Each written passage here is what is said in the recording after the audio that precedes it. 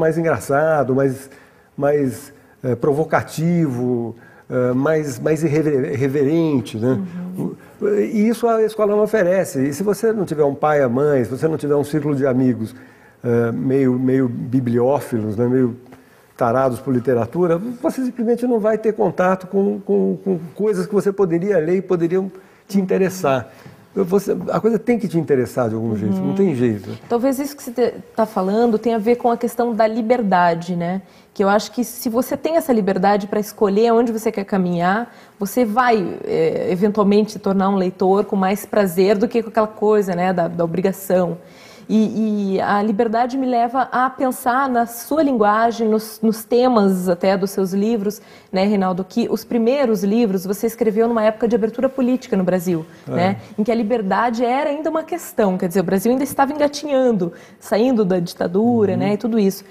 Você acha que esse período sociopolítico do Brasil influenciou na sua maneira de criar esses personagens e essa voz narrativa sempre em busca de uma total liberdade? Assim, você vê isso? Acho que sim, é uma bela leitura. Mas eu escrevi o meu primeiro livro, Tanto Faz, em 79 e 80, saiu em 81, que estávamos ainda dentro de uma ditadura. Mas é bem verdade que depois de 79 começou a haver liberdade de imprensa, bem maior, acabou assim, uma censura muito estrita aos produtos de cultura de modo geral, a filme, né? Cinema, e realmente ficou um momento ali onde a cultura brasileira ainda era hegemonicamente de esquerda.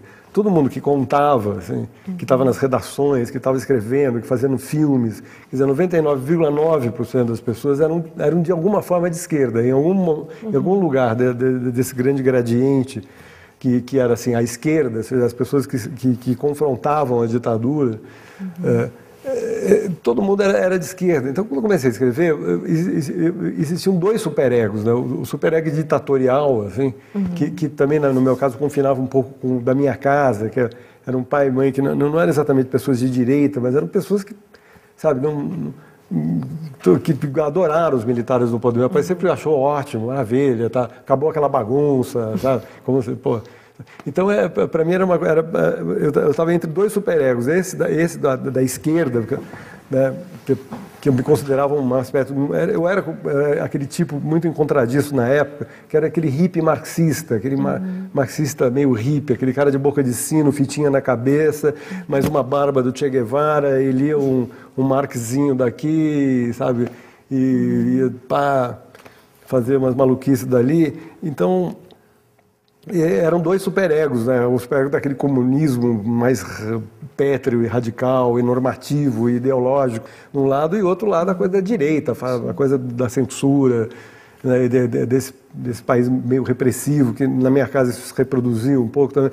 Então eu saí por uma terceira via, que era também, não é uma coisa que eu inventei, era uma coisa que você via também, uma moçada ali meio num choque, numa pororoca, assim, numa pororoca ideológica. Assim, e é por isso que esse pessoal se identificou com o seu livro, né? Então, porque ele foi um sucesso, né? Foi um sucesso também época, totalmente inesperado, porque eu não achava nem que ia ser editado, quanto mais uma grande editora e que fosse vender, sabe?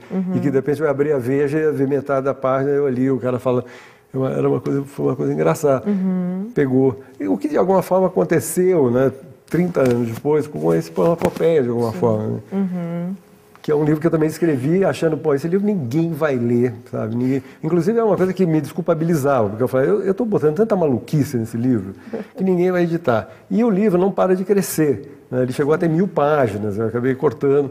Essa edição que você tem aí, que é uma edição toda condensada graficamente, para ele não ficar muito grande.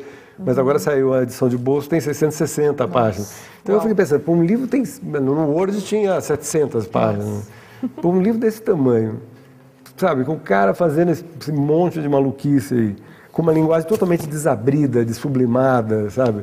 Com um palavrão misturado com a linguagem culta, um personagem totalmente amoral, assim, irreverente até o cinismo. Eu falei, ninguém vai ler esse livro, ninguém nem vai editar, juro por Deus. Isso me deu uma grande liberdade. Eu falei, como se eu tivesse escrevendo em finlandês, assim. Vou mandar um livro em finlandês aqui, ninguém...